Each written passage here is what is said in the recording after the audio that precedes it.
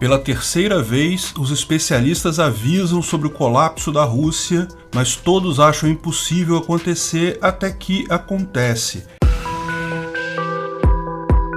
Esse é o Visão Libertária, sua fonte de informações descentralizadas e distribuídas. Mais interessante para nós, libertários, a história da Rússia no último século é a história de todos os governos, acúmulo de controle, centralização de decisões e, de forma mais ou menos esperada, ineficiência e desintegração. A Rússia nunca foi dominada desde a invasão mongol no século XIII, apesar de inúmeras tentativas, Napoleão, Hitler. Porém, só no século XX, o Império Russo se desintegrou espontaneamente duas vezes, em 1917 e 1991. Em todas as vezes, houve vozes avisando: vai dar problema, a estrutura de poder na Rússia está falhando. Mas a maioria das pessoas sequer imaginava que isso pudesse de fato acontecer. Esse é o aviso de Paul A. Goble em seu artigo cujo nome é o mesmo do meu vídeo. Ele alerta que a Rússia tem a tendência a se desintegrar, e já tem muita gente prevendo isso bem antes da desastrada campanha russa na Ucrânia. Cada vez que a Rússia se desintegra, porém, gera uma onda de pobreza e desamparo econômico em boa parte da região, o que acaba por fazer surgir governos ainda mais autoritários e controladores. Portanto, é importante estar preparado para o que vai acontecer, para evitar mais uma iteração desse ciclo no futuro. O Império Russo, sob Nicolau II, na verdade, atingiu a sua maior extensão territorial em toda a história na virada do século XX. Era uma enorme massa de terra que englobava, além da Rússia atual, vários países da Ásia, como Cazaquistão, Tadiquistão e outros, bem como vários países no leste europeu, como a Ucrânia e a Bielorrússia. Ninguém imaginava que um império tão sólido, com séculos de idade e um poderio militar impressionante, pudesse ruir. Verdade que o Império Russo tinha, então, enormes problemas financeiros, mas, de fato, todos os impérios europeus naquela época tinham grandes problemas financeiros também. Qual a diferença entre esses países europeus e a Rússia? Bem, a Rússia é muito maior. A enorme extensão territorial que engloba um sem número de povos e culturas que pouco tem a ver entre si. Como explicamos no vídeo como a Rússia ficou tão grande e por que isso pode levar à desintegração dela, a Rússia sempre manteve esses diferentes povos, usando em seu benefício defesas naturais e muito autoritarismo. Mas não é só isso, não é só o tamanho da Rússia, é a tendência à centralização econômica e de controle do país. Muita gente pensa que a centralização do planejamento econômico é algo que foi criado na União Soviética com o regime comunista. De fato, ali chegou-se ao maior extremo disso. Mas a verdade é que a Rússia sempre foi extremamente centralizadora, mesmo antes da Revolução Comunista. Sempre foi um país enorme, com uma população controlada à mão de ferro por uma pequena minoria, uma elite que, antes da queda do Império, era justamente a nobreza russa. Isso já era um problema enorme, porque a centralização de planejamento sempre leva à ineficiência, e a Rússia já estava mesmo perto de desmanchar no ar quando decidiu entrar na Primeira Guerra Mundial. Por que a Rússia quis entrar na Primeira Guerra Mundial? Pelo motivo que todos os países querem, justamente para sair da crise, para ganhar popularidade. Só que a derrota na Primeira Guerra Mundial levou ao primeiro colapso do Império. Vários países se tornaram independentes, tal como o Cazaquistão e a Ucrânia, embora pouco depois todos eles tenham passado a fazer parte da União Soviética.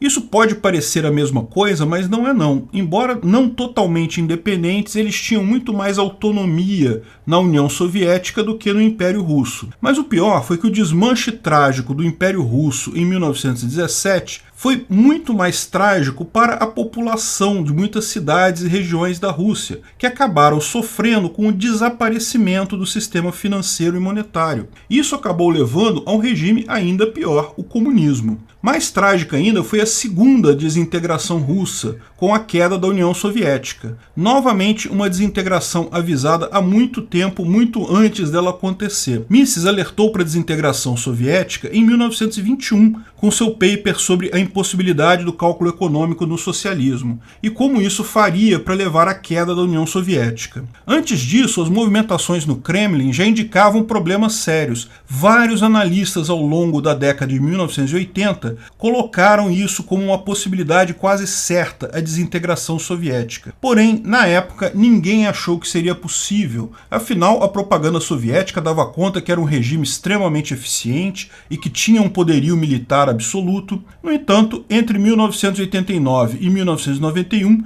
vimos isso acontecer com uma velocidade impressionante. Praticamente de um dia para o outro, o grande país comunista, a grande organização comunista simplesmente deixou de existir. Ninguém esperava. Aquelas repúblicas que tinham apenas uma maior autonomia na União Soviética se tornaram países totalmente independentes, como os países bálticos, a Ucrânia, Bielorrússia, Cazaquistão, entre tantos outros. Mas isso não livrou de muitos problemas financeiros, por conta também do dinheiro. De uma hora para outra, o dinheiro soviético não valia mais nada. O caos econômico durou boa parte da década de 1990 e fez subir ao poder na Rússia Putin. Novamente, um colapso seguido de tragédia econômica, seguido da subida ao poder de um regime autoritário e centralizador que promete resolver o problema. Os Siloviki, que é o nome dado aos amigos do Putin, não confunda com os oligarcas russos. Os Siloviki são aqueles que são amigos do Putin exclusivamente, dentro do governo e fora dele. São submissos a Putin e controlam toda a Rússia e até alguns países próximos, como a Bielorrússia e o Cazaquistão. Conforme o artigo de Paul Gobler, temos o mesmo problema agora. De fato, a Rússia já estava encaminhando para o colapso mesmo antes da guerra. Tem várias indicações disso. A popularidade de Putin já estava decrescendo muito rapidamente e ele não duraria no poder por muito mais tempo. E não tem ninguém entre os Siloviki que pudesse substituir essa liderança. Um homem muito forte num grupo tende a repelir outras pessoas com força, e isso acaba cercando ele de subordinados. O problema é que daí não tem ninguém para suceder ele no poder. De fato, foi por isso que Putin entrou nessa guerra com a Ucrânia. Esqueçam justificativas geopolíticas, históricas, esqueçam justificativas econômicas, e lógico, ninguém leva a sério mesmo os motivos que Putin deu para sua invasão. O fato é que guerras são antieconômicas hoje e já são antieconômicas há um bom tempo. O único motivo real pelo qual países entram em guerra é porque o político que comanda um desses países está fraco e quer entrar numa guerra para aumentar sua popularidade. Dito e feito, a invasão da Ucrânia aumentou a popularidade do Putin na Rússia. Porém, dado o desastre que está acontecendo agora, esse tiro pode sair pela culatra, exatamente como aconteceu com Nicolau II e a Primeira Guerra Mundial. Ou seja, não é a guerra que está causando o colapso e fragmentação russa. A economia excessivamente centralizada, o planejamento central e o autoritarismo já vinham levando a isso. A guerra foi apenas uma tentativa do Putin de reverter este processo e que deu terrivelmente errado e que pode agora até agilizar o processo. O analista Gobler fala em 3 a 5 anos até vermos a desintegração nova da Rússia. De novo, continuará não sendo conquistada, mas, mais uma vez, se desintegrará sozinha face ao seu tamanho e incapacidade econômica. O problema é como impedir que o ciclo se forme mais uma vez.